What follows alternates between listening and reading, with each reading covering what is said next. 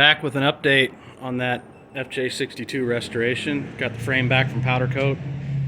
Got the Ironman performance suspension springs in there. Hung the axle tubes back on there. Got the brakes put back together on the rear.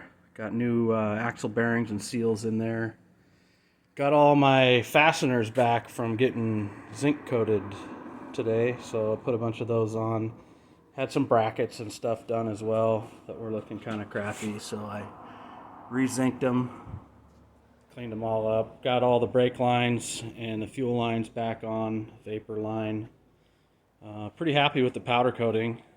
Precision powder coating here in Portland did that for me. Very reasonable price. Pretty quick turnaround. It's never fast enough.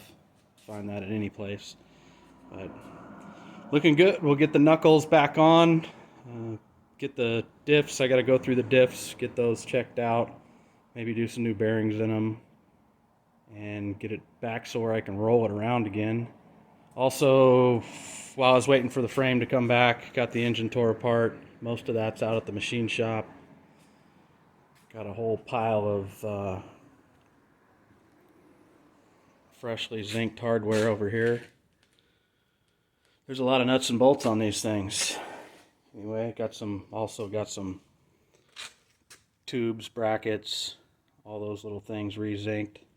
So probably still have some more to do on that. But anyway, we're getting close, at least making it a roller again.